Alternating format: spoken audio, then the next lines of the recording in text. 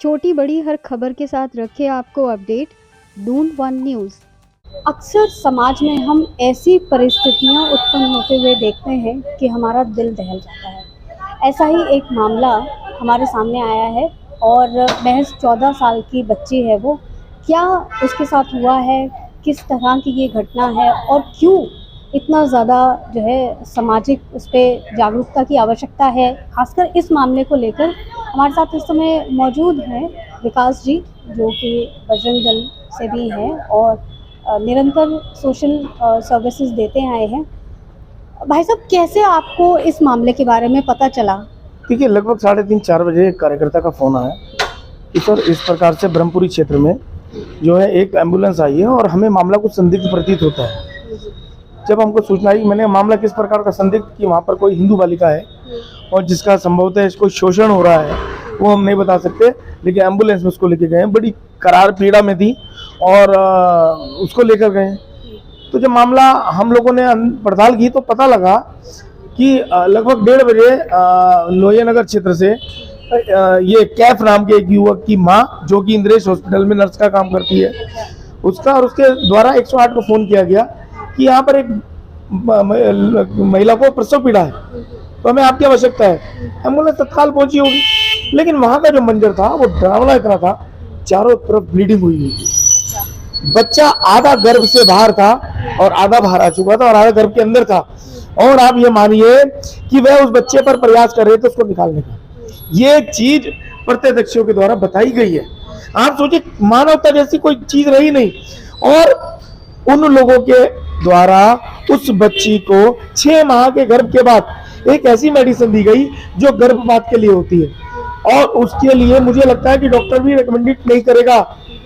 वो अनवांटेड के नाम से टैबलेट्स होती हैं, वो टैबलेट किस मात्रा में दी और क्यों दी, सबसे बड़ा प्रश्न तो ये है।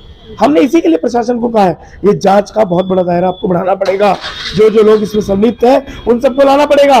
बहन बचाओ, बेटी बचाओ, ये हम चीख चीख के कह रहे हैं बेटी बचाओ बेटी बचाओ। जितना हम कह रहे हैं बेटी बचाओ, उतने ही हमारी बेटियों के साथ इस प्रकार के कृत्य हो रहे हैं, दुष्कृत्य हो रहे हैं, अमानवीय दुराचार हो रहे हैं। उसके बाद उसको दून हॉस्पिटल लाया गया।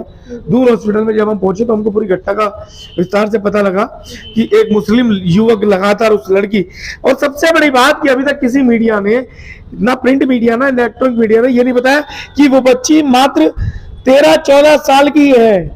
14 साल की बच्ची 6 महीने के गर्भ को अनचाहा बच्चा, और बच्चा भी मृत पैदा होना, और लगातार उसका दुराचार करते हुए दुराचारी बेखौफ कि अगर उसकी मृत्यु भी हो जाती है उसे कोई परवाह नहीं। तो आप सोचिए, उन्होंने गर्भ निरोधक गोलियां दे दी उसको और उसका गर्भपात करने का प्रयास किया। तो सबसे पहले तो दुराचार 376 376 बनती है, उसके बाद पॉक्सो एक्ट में बनता है, नाबालिग बच्चों के साथ बाल संरक्षण के अलग नियम है उसके बाद। लेकिन अब हमारा ये कहना है कि जो जो लोग उसमें दोषी है, लड़के की माँ इन्वॉल्व थी, वो एम्बुलेंस में साथ आई थी उस बच्चे का गर्भपात कराने के लिए, उस महिला के गर्भपात कराने।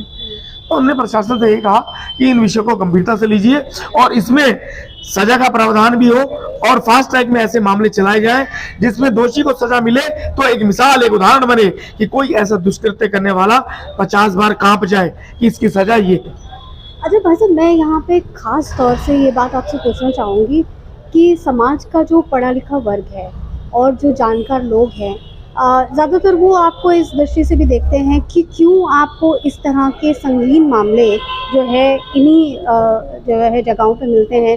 अगर मुस्लिम वर्ग की बात की जाए तो बहुत सारी आप सेंसिटिव चीज़ें देखते हैं, तो क्या ये कहाँ तक सच है कि एक तरह से आप पे इल्ज़ाम लगता है कि आप इसी। मैं आपको बताता हूँ, बिल्कुल बुद्धिजीवी वर्ग कुछ ऐसा है जो वास्तव में हमारे संगठन के ऊपर लगातार आरोप भी लगाता है, लांछन भी लगाता है। वो कहता है कि कहीं कोई घटनाक्रम होता है, बजरंग दल को कैसे पता लगता है। अरे मैं उनसे पूछना चाहूंगा, आप लोग समाज में कहीं नहीं हो, आप सिर्फ सोशल मीडिया पे एक्टिव हैं, या आप अपनी एक नई विचारधारा को प्रेषित करते हैं जो कई जगह पे दिखती भी है। लेकिन बजरंग दल बेटी का हो, चाहे रक्तदान करने से 1 लाख 1.5 लाख लोगों ने रक्त डोनेट करने से हो, अंगदान से हो, या बहन बचाना, बेटी बचाना और गोरक्षा करना, ये बुद्धिजीवी जो कथाकथित बुद्धिजीवी है, वो तो गाय माता को काटकर खाने वालों को भी जस्टिफाई करते कि नहीं वो सही है, भोजन है।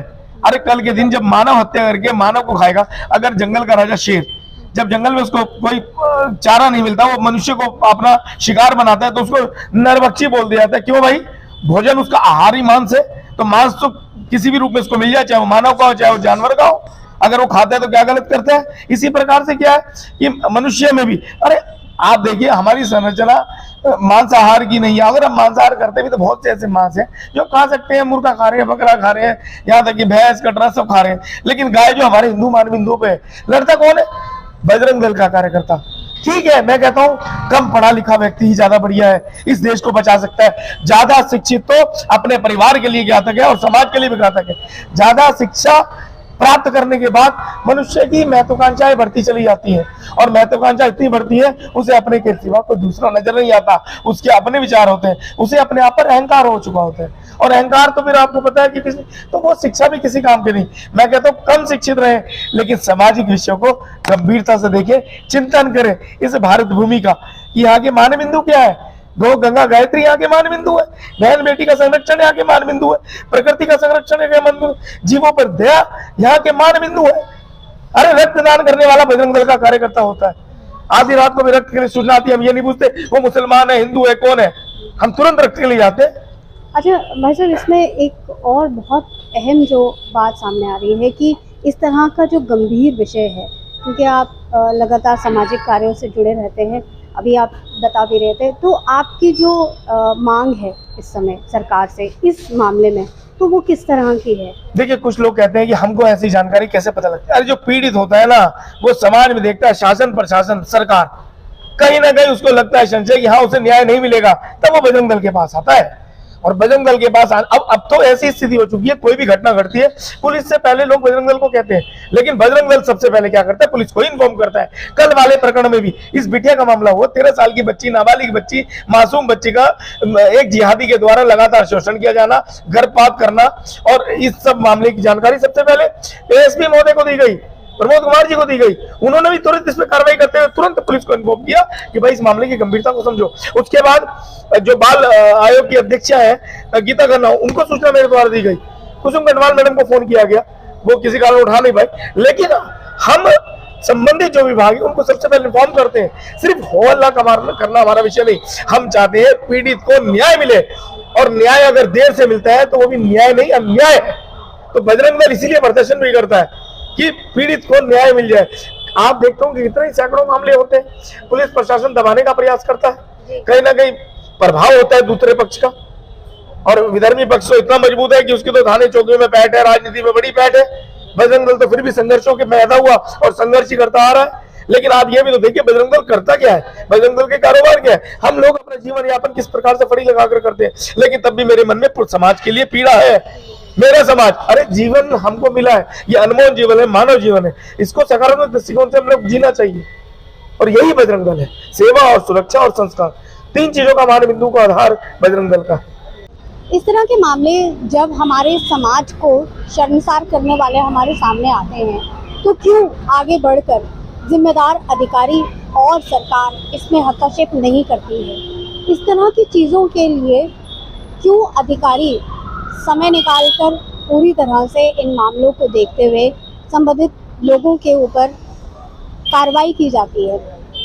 क्यों हमारे समाज में अभी भी इस तरह के, जो कि ज़्यादातर ये कहा जाता है कि इस विशेष वर्ग के साथ ऐसा हो रहा है, क्या वाकई में लोग सच की तरफ भी जा रहे हैं कि वाकई में इस तरह के जो समुदाय होते हैं वो अपनी इस तरह की हरकतों से समाज को न सिर्फ जो है एक बुराई की तरफ धकेल रहे हैं, ह्यूमन राइट्स, चाइल्ड लेबर, सब तरह की सोसाइटीज़ हमारे पास इस तरह मौजूद है, लेकिन कहीं पर भी इस तरह के मामलों का संज्ञान नहीं लिया जाता। आखिर क्यों? कैमरामैन अमित के साथ गुरप्रीत, देहरादून।